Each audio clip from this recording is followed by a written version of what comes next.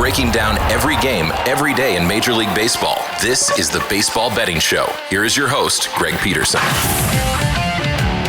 A warmer for the hello! Welcome to lovely Las Vegas for the Baseball Betting Show with myself, Greg Peterson, now part of the Vietti family of podcasts. We've got a great podcast for you. In a few minutes, we're going to be joined by Dylan Rockford. He does an incredible job over at the Sports Gambling Podcast Network. We're going to be looking at all the nooks and crannies of the World Series. Now, to let you in behind the curtain, we did this podcast interview thinking that Kevin Gausman was going to be the starter for game number 1 of the World Series. It's going to be Trey Savage who's going to be going instead. That was a shocker to the both of us, and I do want to give you guys a little bit of perspective there because we're going to be talking a little bit about that game 1, and that'll give you a bit more perspective as to how I'm feeling about Kevin Gausman when he does actually start, so that's the good news. Bad news is when you hear things in the final segment where I give you guys my picks and analysis for game 1 of the World Series as we touch them all, it is going to be a bit different than what you heard a few days ago when I was previewing this, thinking that it would be Kevin Gausman. Like, I personally don't know what the Blue Jays are doing here, throwing a rookie in game number 1 of the World Series. Recognize that Kevin Gausman did have to go in that game 7, but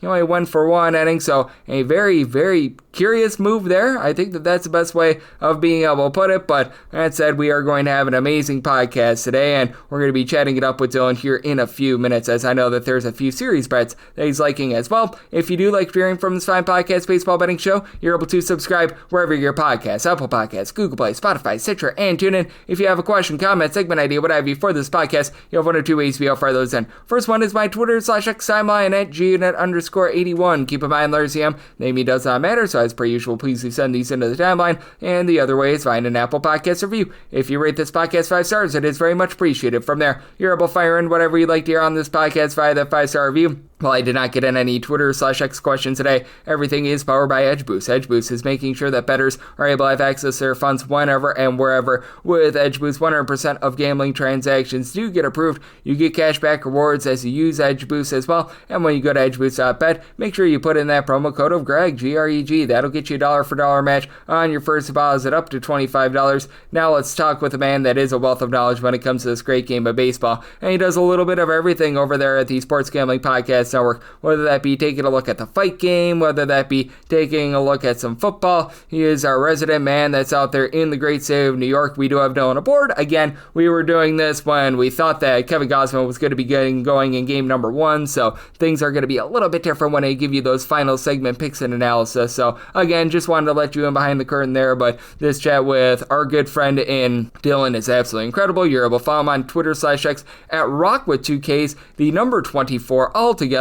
And Dylan, it's always a pleasure, my friend. Thank you. Absolutely. How are you doing today? I'm doing amazing, and Dylan, we are finally getting started once again after a few days off of baseball. It was driving me absolutely insane, so thank goodness gracious, we are getting it back at it. But that said, what do you make out of this World Series? Because it is going to be a really interesting one between these two teams, and the narrative that I get is that nobody is giving the Blue Jays a chance whatsoever, and I'll be honest here, that includes me, because I do think that the Dodgers have just been head and shoulders the best team in all of baseball here in the postseason. Yeah, 100%. I mean, the market right now, minus 220 for the Dodgers. I made the Dodgers a minus 180 favorite. I definitely believe that they should be the favorite here coming into the series. I think, honestly, how this series is going to come down is what I'm most intrigued about is the pitching with the LA Dodgers compared to the batting for the Toronto Blue Jays. I mean, Blake Snell, they're going in game 1, 2, and to be honest, Toronto, their bats have been so good. They led the majors in contact percentage during the regular season, around 80%, which is fantastic. But the Dodgers starters have been that good as well. They have a 39.4% whiff rate. That's an MLB best. So I think that's the story going into this series. The bats, obviously, we all know how good Vladdy's been doing. George Springer, he's built for October, especially the World Series with how good he's doing. So, and I think the bullpen, I think it's hard to measure how good each bullpen has been because the Dodgers really didn't have to use the bullpen this postseason. And I think fielding, who got the more advantage for fielding, I probably would give it to the Dodgers as well. I mean, the Blue Jays, they made 18 more errors this regular season than the LA Dodgers. So I probably would give all the advantages outside of hitting to the LA Dodgers. Yep, and I mean, when it comes to hitting as well, it's not like the LA Dodgers are chopped liver or anything like that when you've got a guy by the name of Shohei Ohtani who hits for 3 home runs. And how big is it for the LA Dodgers that they just are healthier this time of year? Because for the LA Dodgers, you were able to get them at right around about 5-1 to win the World Series prior to the start of the postseason. That was pretty much the best number that you could find all season long. And I think that the struggles of the regular season for the LA Dodgers came down to nothing other than health, because this is a team that we all hyped up all season long, and they're proving us all right about now with everyone coming back into the fold. 100%. And I just mentioned about the bullpen. What was been the Achilles heel for them in the regular season in past years was their bullpen and their health. Now that they're healthy, it's not a problem for them. And when you got guys you could throw who game one with Blake Snell, who he's won 5 consecutive postseason starts. He also tossed 14 straight scoreless innings. I mean, you got Teoscar Hernandez. This is a revenge spot for Teoscar. He's facing a former team. He spent 5 years in Toronto. He's going to want to prove it to them as well. Freddie Freeman, he lives in October as well. So, yeah, getting all these guys, and I think experience. I think that's what it really comes down to. Outside of George Springer, this team is young and they don't really have the experience. Outside of Max Scherzer, they don't have the experience that LA does. I mean, David Roberts, he's top 4 with most managerial wins in the postseason. He's right behind Joe Torre, Tony La Russa, Bobby Cox as well. So they just have guys who know how to win, and I think that's prevalent when it comes to October. Oh, there's no question about it. As Dylan Rockford, who does an amazing job over at the Sports Gambling Podcast Network, is joining me right here on the Baseball Betting Show, and feels like we're in agreement that we both are picking the Dodgers to be able to win the World Series. I don't know if I'm necessarily jonesing to lay that series price, though, and is there a way to be able to take a look at things in terms of futures market without laying more than -$2 on the LA Dodgers? Because I do think that the Dodgers should be able to get the job done, but at that sort of a number, I would rather just go game to game rather than betting the series itself. 100%. You mentioned getting the Dodgers earlier in the year, and that's the price. You missed it. You do not want to be laying this price right now. I think you'll be making more money long term with however long this series goes, game to game. So I definitely agree with that. I can't lay it with Toronto here. Even the -1.5 games is at -110, -105. I think this series might go 5. Really? So it's funny because I kind of like the over 5.5 games. It's at -160. It's a little too chalky for me, but I just think Toronto, I think home field advantage, I think they're going to be able to steal one. I like to play some of these fun props as well because I kind of like Toronto in game one. They don't have a pitcher yet, but I do think Toronto at +184, it definitely value here at home. I think a fun series prop to play is Toronto to win game one and LA to win the series. And you could get that at +320. I think that has tremendous value. I also like Dodgers in 6. You could get that at +360. I just think the Toronto Blue Jays are good enough with the momentum behind them. I think they're going to be able to win a game or two. I like Dodgers in 6. And I think another cool prop that maybe we could cash in game one, just one game in the series to go in extra innings, and you can get that at +115 as well. Yep, and I like that because the one game that I actually think that the Blue Jays have the best chance of winning is game number 1. You mentioned it. As we are recording this, we don't know who's going to be going in game number 1. I'd be very surprised if it's not Kevin Gausman. I know that he pitched on Monday, but he pitched for 1 inning. That's a bullpen session. He should be good to go. It's not like he's being overly expended or anything like that. And I think that with the Blue Jays, with them being at home, with them being the underdog in the series, that they pretty much unload all their ammo. They throw everything at the LA Dodgers in game number 1, try to steal that, and then from there they sort of fade into the abyss, and maybe they shoot their load a little bit too soon. Yeah, I agree. And a few props that I have for this series, like fun bets, MVP, like I mentioned him earlier, facing off against his former team, Teoscar Hernandez, 17-1. I think that's pretty good value. I picked him last year. He didn't get there. But Tommy Edman, he'll have a home run or two, maybe come in a clutch spot. You get that at 35-1. I think that's tremendous value. And what a guy Ernie Clement is. First of all, A+ name, Ernie Clement. I absolutely love that name. Most hits, 14-1. I don't even think real diehard Blue Jays fans would be able to say they saw this type of performance coming from Ernie Clement. 45 plate appearances, and let's be honest, he was a utility infielder, but he was batting 429. He had a 195 WRC plus. He basically turned into the right-handed Luis Ariz in the postseason. So I like him. He doesn't strike out. He doesn't walk either, and he just gets on base. He's a great contact hitter. So maybe the journeyman could find a way. And he's at that heart of the lineup where he just finds ways to get on base. Most hits, Ernie Clement, 14-1.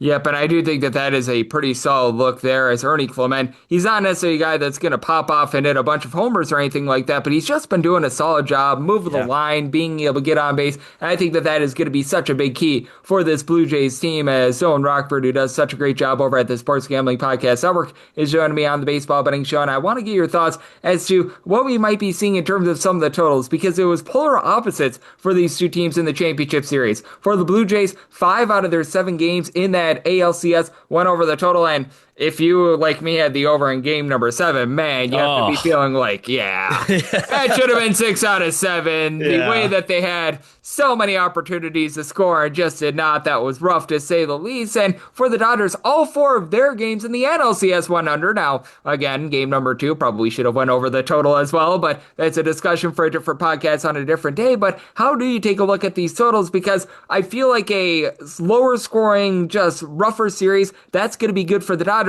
Meanwhile, the Blue Jays' best chance of being able to hold in there is if these games turn into a home run derby and slugfest. 100%. If you like the over, you like the Blue Jays. If you like the under, you like the Dodgers. And game 1, we're getting a 7.5 here. I mean, I made my total 7.6. I think 7.5 is spot on. But honestly, I think I came on here maybe 2-3 weeks ago, but I was telling you the first 5, the team total overs, if it's minus 140 or under, I love it for Toronto. They get on the board extremely early, and so did Seattle. That's why I favored that matchup there. But I think the first 5 team totals is a way to go instead of maybe backing the full game and kind of getting screwed. That game should have went over. I mean, that was terrible for game 7. But yeah, instead of maybe betting on the full game, because I do think for game 1, 7.5 I think is very sharp. So I kind of would stay away from the total. Maybe betting on first 5 team totals is the way to go.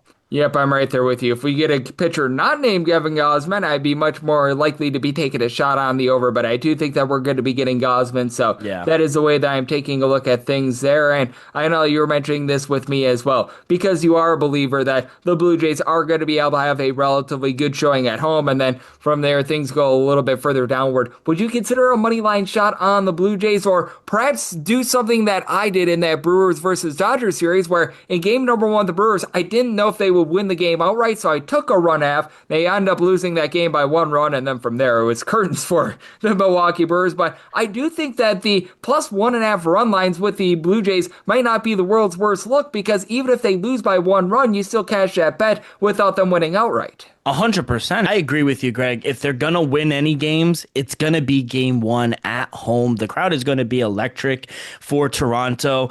And to be honest, if it is Kevin Gausman and Blake Snell, I only made the Dodgers a minus 125 favorite. I mean, I do think they deserve to be the favorite. I'm seeing minus 155. I'm seeing minus 160 out there. So shop around. But if you could get the Dodgers at north of plus 130, plus 135, I see plus 1.5 at minus 140. If you don't mind laying the VIG, I think that's a very solid bet as well. I just think Toronto is going to come out guns blazing and try to set the tone early at home.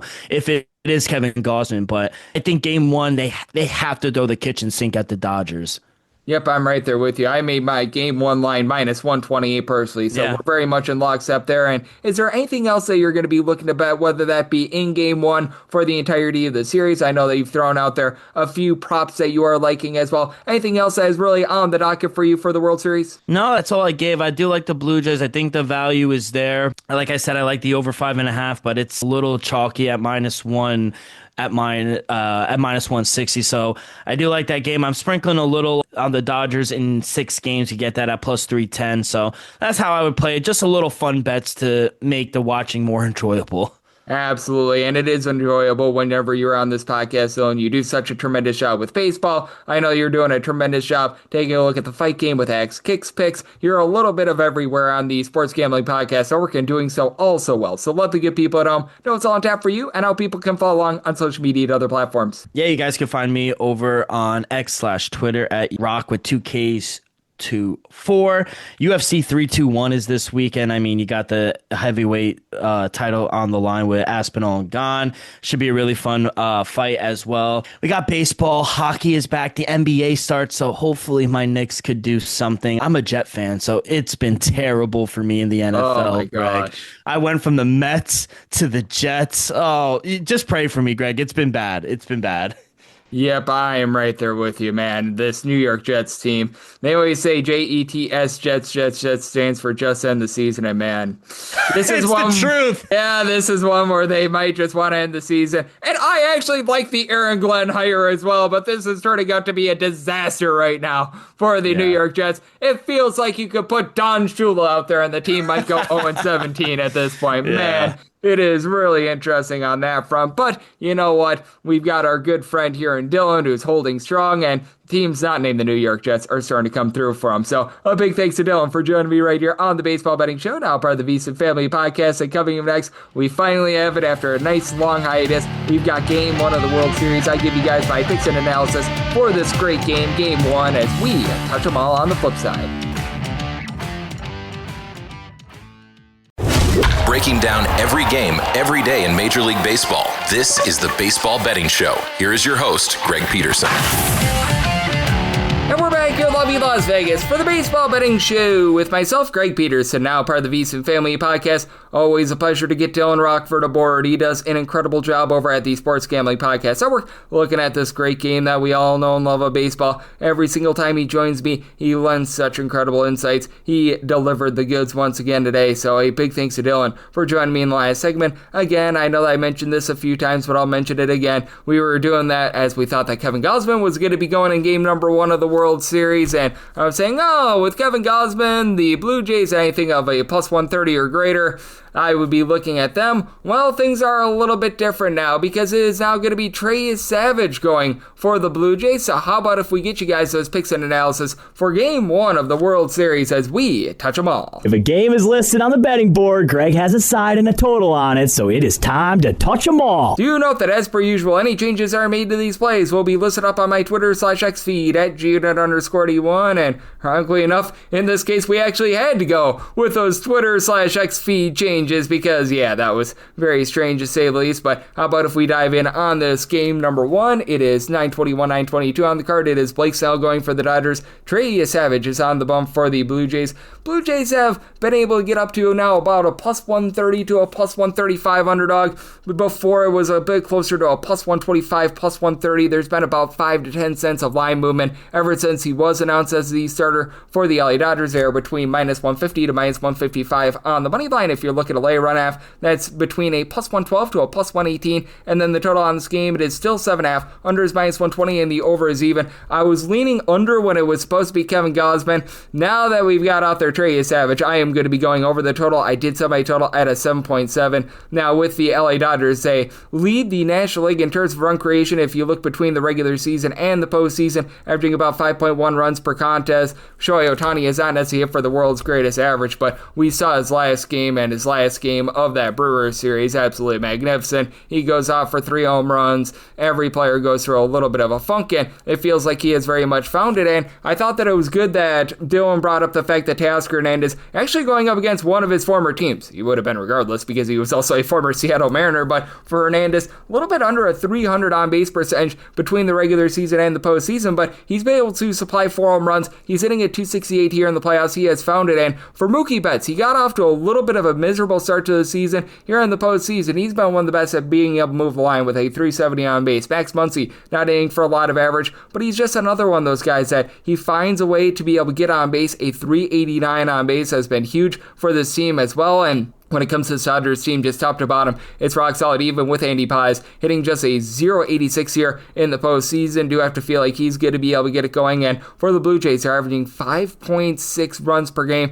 ever since the All-Star break. That is number one in all of baseball, with Vlad Guerrero Jr. being the head of the snake here in the postseason. He only had 23 home runs during the regular season, but here in the playoffs, 6 bombs, hitting above a 440. I don't know if that's going to continue with the Dodgers pitching. I will get into that in a minute. Don't call his name Alejandro Kirk. Hit for quite a bit of average during the regular season. Here in the postseason, hitting just at 222, but 3 home runs out of him thus far. George Springer led the way with regards to home runs during the regular season and was giving the team about a 375 on base, down to about a 321 on base here in the postseason. But after getting 32 home runs in the regular season, 4 here in the playoffs, none bigger than the one in game number 7. And I know that Dylan was mentioning the fact that Ernie Clemente has been rock solid, hitting above a 400 here in the playoffs. Not a guy that's really going to give you a lot of home run power. Never really has been one of those guys. 1 home run here in the postseason, but he's doing a great job of being able to move the line.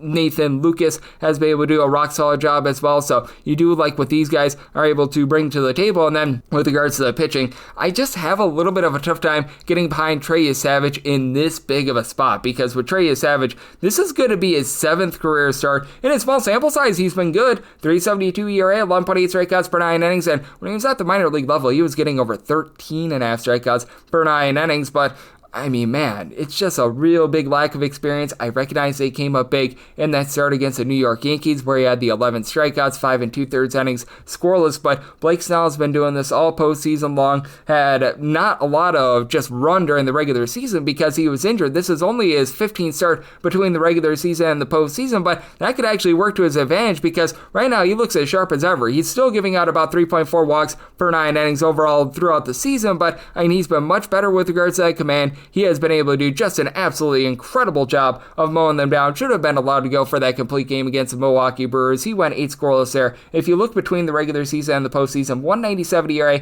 with 10.9 strikeouts per 9 innings. Now, the bullpens for both of these teams are a little bit suspect. Now, with the Dodgers, a little bit of an asterisk here, because for the Dodgers, quite a few of these runs just came in that one game against the Philadelphia Phillies where they got completely blitzed, and Clayton Kershaw has given up most of these runs in the bullpen. But overall for the postseason, the Dodgers do have a 4.88 ERA in the bullpen, but it's much better than that in my opinion, with the way that Roki Sasaki has been able to hold things down. Emmett Sheehan has been very effective in that bullpen as well. Anthony Banda is a guy that I like, so I do think that the bullpen is better than that. But for the Blue Jays, 5.24 ERA here in the postseason as well. Brandon Little was very good during the regular season. He had that rough game number 5 against the Seattle Mariners that led to that big 8th inning, so you have a little bit of issue and strife there. Jeff Hoffman has actually posted up a sub 150 ERA here in the postseason, but he has had so many struggles all throughout the season as well. With the Blue Jays, you're probably going to have guys like a Chris Bassett in the bullpen that can help hold down the fort if Trey Savage does get into a little bit of a sticky spot. I wouldn't think that they would be throwing someone like a Max Scherzer out of the bullpen, but we shall see what is going to be happening on that front, as it is probably going to be an all hands on deck sort of situation here in game number 1. And I do think that this is going to be a Blue Jays team that's going to sell it to try to be able to get the win, but I just think that the Dodgers are the better team. I think that there might be a little bit more promise for the Toronto Blue Jays when they do throw Kevin Gausman. I think that that's their best chance of victory. That's why I was alluding to with Dylan in the previous segment. But as I said, I just cannot get with this Blue Jays team now that they're starting Trey Savage instead of Kevin Gausman. With regards to laying a run half with the Dodgers, I'd be willing to take a plus 112 or better. I set my money line price at a minus 153. Personally, I'm going to go with the run line because I was in on the under before when I thought it was going to be Kevin Gausman. Now that it's Trey Savage, I set my total to a 7.7. So here at the 7.5, I like the over to go along with the Dodgers on the run line. And that'll wrap things up for the Friday edition of the Baseball Betting Show, now part of the VSiN Family Podcast. A big thanks to Dylan Rockford, who does such great work over at the Sports Gambling Podcast Network. You join me in the last segment. If you do like hearing from this fine podcast, Baseball Betting Show, you're able to subscribe wherever you get your podcasts: Apple Podcasts, Google Play, Spotify, Stitcher, and TuneIn. If you have a question, comment, segment idea, whatever you for this podcast, you have one of two ways we offer those in. First one is my Twitter/X timeline at @GUnit_81. Keep in mind, largely, naming does not matter, so So as per usual, please do send these into the timeline. And the other way is find an Apple Podcast review. If you rate this podcast 5 stars, it is very much appreciated. From there, you're able to fire in whatever you'd like to hear on this podcast via that 5-star review. Now, during one of the off days in the World Series, I might take a day off as well. But that said, every single day that we've got games, I'll be with you guys on this podcast. Now, unlike my college basketball podcast, I do not keep this going every single day during the off season with only 30 teams in baseball compared to 365 in college basketball. It's a little bit easier to keep that college basketball podcast rolling during the off season. And if you're looking for picks and analysis daily once the baseball season ends, Coast to Coast Hoops, part of the Vietti Family Podcast, I do recommend that for you guys as well. But every single day that we've got games, I'm going to be with you guys, and I'll be back with you once again tomorrow. Thank you.